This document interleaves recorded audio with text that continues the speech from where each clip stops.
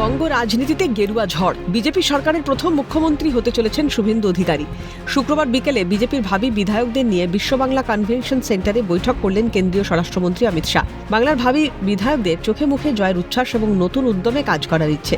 সেই বৈঠকেই মুখ্যমন্ত্রীর নাম ঘোষণা শাহের। তাদের কথায় বঙ্গ রাজনীতিতে যেন এক নতুন সূর্যোদয়। এদিন বৈঠক শেষে সংবাদ মাধ্যমের মুখোমুখি হন জয়ী বিজেপি প্রার্থীরা।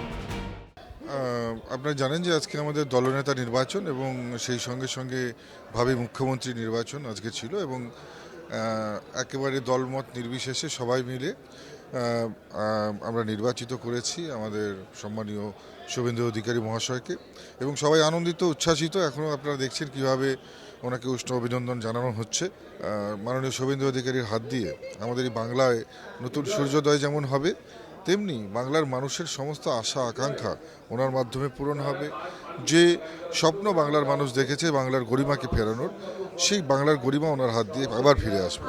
এবারে উত্তর, দক্ষিণ, পূর্ব, পশ্চিম, রাঢ় বাংলা, জঙ্গলমহল সমস্ত জায়গার ডেভেলপমেন্ট একসঙ্গে হবে, প্রগতি একসঙ্গে হবে, কোনো রকমের ডিসক্রিমিনেশন থাকবে না। দেখুন, প্রথমে আজকে যেটা ছিল সেটা আমাদের দলনেতা নির্বাচন ছিল এবং সেখানে আমাদের সবার প্রিয় আমাদের শুভেন্দুদা, তিনি দলনেতা এবং ভাবী মুখ্যমন্ত্রী নির্বাচিত হয়েছেন। এটা আমাদের কাছে খুবই আনন্দের। তার সাথে সাথে আগামী দিনে আমাদের ডবল ইঞ্জিন সরকার মানুষের জন্য যে প্রতিশ্রুতি দিয়েছিল সেটা যেমন একদিকে কাজ করবে এবং বাংলার যে কৃষ্টি কালচার সেটাকেও ধরে রাখবে, এটাই আমাদের মেন ছিল। এবং তার সাথে সাথে উনি আমাদের বার্তা দিলেন যে মানুষের সাথে মিশে ঠিকভাবে মানুষের প্রয়োজনে যে সরকার মানুষের জন্য কাজ করতে হবে। বিজয় শুধুমাত্র আজকে ভারতীয় জনতা পার্টির বিজয় নয়, ভারতীয় জনতা পার্টির যত কার্যকর্তা আছে, বাংলার যত নিপীড়িত জনগণ আছে, তাদের সবার বিজয়, মাননীয় প্রধানমন্ত্রী নরেন্দ্র মোদীর বিজয়, তার নীতির বিজয়, তার ডেভেলপমেন্টের বিজয়, তার ভিশনের বিজয়।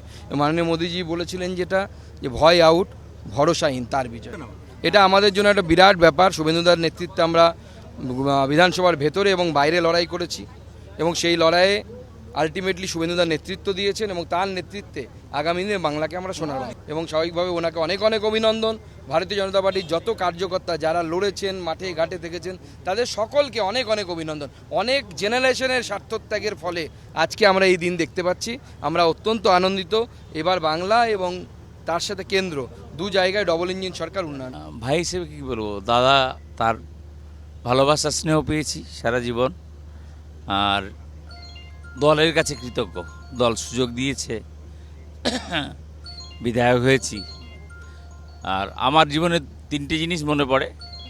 দাদার ছেড়ে যাওয়া আসন থেকেই আমি এমএলএ হয়েছিলাম, দাদার ছেড়ে যাওয়া আসন থেকে আমি লোকসভার সদস্য হয়েছিলাম, বাবার ছেড়ে যাওয়া বিধানসভা আসন, সেই আসন থেকে পিতৃভূমি থেকে আমি আবার বিধায়ক হয়েছি।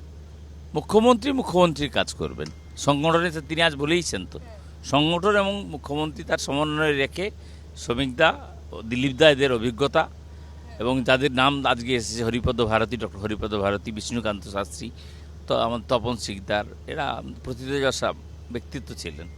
এদের আদর্শ, বিশেষ করে শ্যামাপ্রসাদ মুখোপাধ্যায়ের বাংলা, যেটা মোদিজি চেয়েছিলেন যে এই বাংলায় যেন পদ্মফুল একদিন সরকারে ভারতীয় জনতা পার্টি আসতে পারে।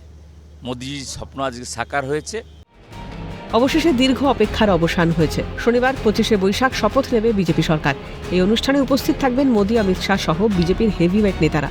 ইতিমধ্যেই শপথ গ্রহণ অনুষ্ঠানে যোগ দিতে শহরে পৌঁছে গিয়েছেন বিজেপি শাসিত রাজ্যের মুখ্যমন্ত্রী ও উপমুখ্যমন্ত্রীরা। সব মিলিয়ে সাজো সাজো রব শহর জুড়ে। ক্যামেরায় জ্যাকি সিং এর সঙ্গে রেশমি দাসের রিপোর্ট, ক্যালকাটা নিউজ।